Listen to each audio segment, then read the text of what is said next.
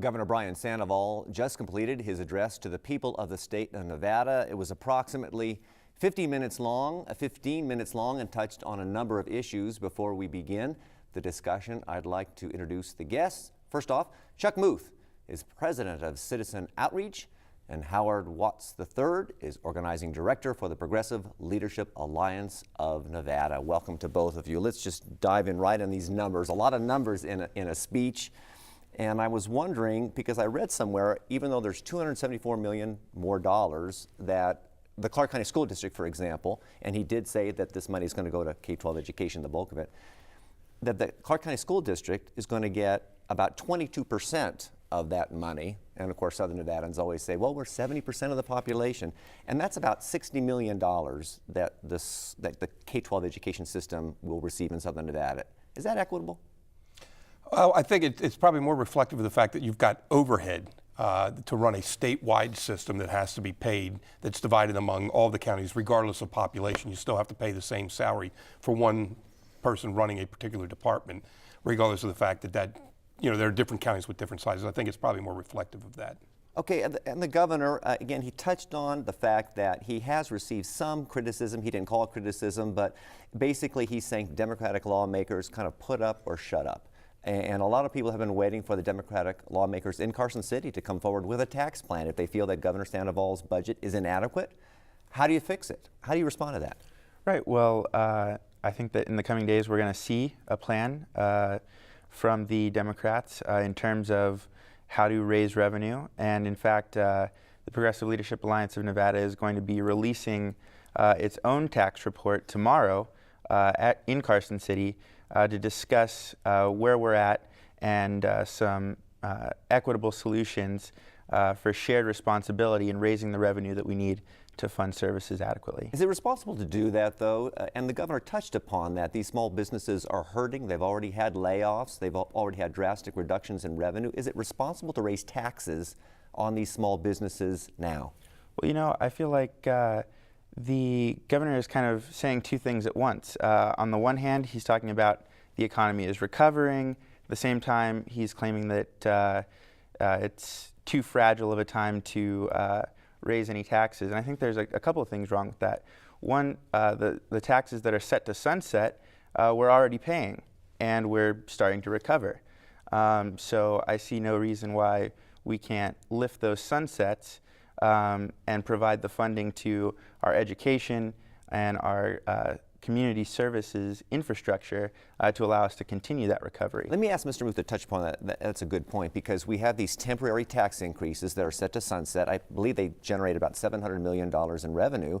Why just not extend them another year? The governor says we're just on the verge of boom times here in Nevada. Those tax increases haven't hurt the state. Why not just extend them? Well, but it could very well be helping to retard the recovery as opposed. I mean, those tax increases have to be paid by somebody somewhere. It was a doubling of business license fees. It's actually the most probably unconscionable tax that I can possibly imagine in this state and time, is that you're penalizing a business for hiring somebody. I think that's terrible. Now, but that tax is already in place. That was an increase. It's in place, and they doubled it or tripled it last session. And it was sold to the Nevadans, who also had the vehicle registration fees raised. It was sold as temporary. We're going to sunset these taxes, and that's the only reason they got buy-in from a lot of legislators in 2009. The real irresponsible thing here, Mitch, though, isn't this whole issue of whether or not we should be taxing businesses now. The irresponsible thing is that we've known this for 3 years, as the governor said tonight. We've had how many special sessions and almost 2 full sessions. And here we are with 30 days to go, roughly a month to go, and the Democrats still have not put out their tax plan. They're holding it and playing hide the ball until the very last minute. That's irresponsible and unfair, I think, to the people. They could have put out their plan back in January when the governor put out his, rather than simply criticizing his without giving an alternative. Isn't that a decent criticism? I mean, after all, it needs to be properly vetted. It should have hearings, and here we are a month away. Why haven't we heard anything? Well, it's a good question, but I think, more fundamentally, we need to look at the values behind the governor's budget. And the governor's budget last week and the governor's budget this week both basically propose, these funding cuts, and the values behind that are that we can do with small government, et cetera, these fundamentalist, small government views. But you know, we're a country and we're a state that has a can-do attitude, an attitude that when we come together, we can do great things by working together. And the governor's budget ignores those values.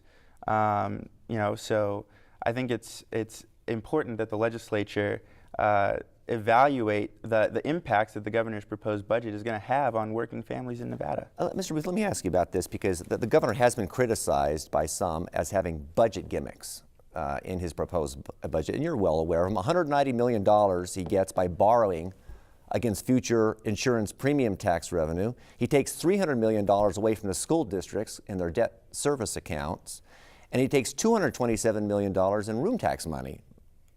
Is that proper budgeting? Is that responsible budgeting? Well, I think the room tax money, with what he announced tonight, that he's going to put that money back into education, so that room tax money is about the same amount of money. It's actually probably less than the 274 that he just earmarked for education, so that's going there. The $190 million, I think that is a legitimate criticism. The conservatives over at the Nevada Policy Research Institute have criticized that. Frankly, instead of putting the $274 million in education, I think they probably should have used that, $190 million of that, to cover that, that question mark. I think that's legitimate. And the third one was? Well, the room tax money and the insurance premium tax. Oh, and the school construction bond. That money, especially here in Clark County, what was promised to the voters who voted for that tax increase to fund this, what has been given to the taxpayers compared to what they were promised is far in excess of what they were promised. They were promised a certain number of schools. They actually got more schools. They were told it would raise a certain amount of money. It actually raised a lot more money. And the money that they're using isn't money that was ever dedicated for that construction programs. That was reserves that were held into account in case it was needed in an emergency. And frankly, that's where we are today. Mr. Watts, let's talk about some of the education reforms the governor outlined tonight, and he's articulated these before. He's talking about performance bonuses, ending the practice that forces layoffs of some of our best teachers because of outdated and hopelessly out-of-touch rule that requires last in, first out. What about that? The governor makes a compelling case, don't you think, that we're not getting the performance that we want out of our students? Well, you know, I think that the governor does make a point. I think that he's also comparing apples to oranges in tying that issue up into the budget issue and making it sound like there's a lot of waste, fraud, abuse, red tape that are creating these problems in our schools. At one point, he says that it's not what we spend, but how we spend it. My father has a saying that money is only an issue if you don't have any. And, you know, we've got to remember that this is after 2 special sessions, many rounds of cuts. The money is just not there to provide the level of education for Nevada's children that we need to. And, you know, one other thing I'll add is that union members have been criticized very heavily for opposition to reforms. I feel that in their negotiations during past budget cycles, renegotiating their contracts, accepting pay cuts, that they have been accommodating. And I support, a comprehensive deal where the different parties sit down and talk about serious education reforms. Do we have agreement on that then? No, let's explode that myth right now that there's not enough money in education. Jeff Dornan of the Nevada Appeal reported, I think a week ago, that we were actually spending, when you combine federal money and all monies combined, just under $10,000 per pupil. Now just do the simple math. I went to public school, so I may get this wrong, but you get $10,000 per pupil. Let's say you've got a classroom of 30 students. You're getting $300,000 to teach 30 students in that classroom. How much does a teacher make? I think we should double the teacher's salary, and you still got over almost $200,000 left to play with for books and textbooks. Somewhere, somehow, we're not spending the money that we've got correctly. When you're getting $300,000 per classroom per year for a 9 or 10 month year, there's money being misspent somewhere. That's the problem. Well, let's talk about the salaries, because teachers and public workers and state workers could get a 5% and almost a 10% cut on their salary if you figure in benefits. Isn't that equivalent to a tax on them? Well, no, I mean, that's... How so not? Well, they're being paid with tax dollars. No, but if a starting teacher is making $35,000 now, and that salary goes down to $29,000, isn't that like that teacher's paying a tax because she or he is getting a reduction in salary? I know that friends on my other side of the aisle here would like to put it that way, but a reduction in salary simply is not a tax increase. I know they're stretching for all kinds of ways to find a chink in Governor Sandoval's armor, the no new taxes armor. And believe me, I'm looking for them too, just in case, as everybody knows. But there just isn't one there. I mean, Governor Sandoval's been to the right of me on this issue. In a lot of cases, as far as revenue neutral tax reform this session. Mitch, I think, frankly, this is exactly the time, for exactly the reason he said tonight. If you're going to do revenue neutral tax reform, now is the time to do it. If the Democrats would come to reality and accept the fact that they're not going to get a tax increase past this governor and focus on revenue neutral tax reform that would broaden the base so that all boats are lifted when the economy comes back, they would be doing themselves and their constituents a great, great favor. We have about 30 seconds. You want to touch upon that? This is one thing that I actually agree with Chuck on. It's something that our organizations have had a tenuous agreement on. There are definitely tax reforms that we can put into place. For example, taxing Walmart, taxing big gold mines. You know, I'm willing to make the shared sacrifice of paying increased DMV fees, of paying increased tuition, but only to a point.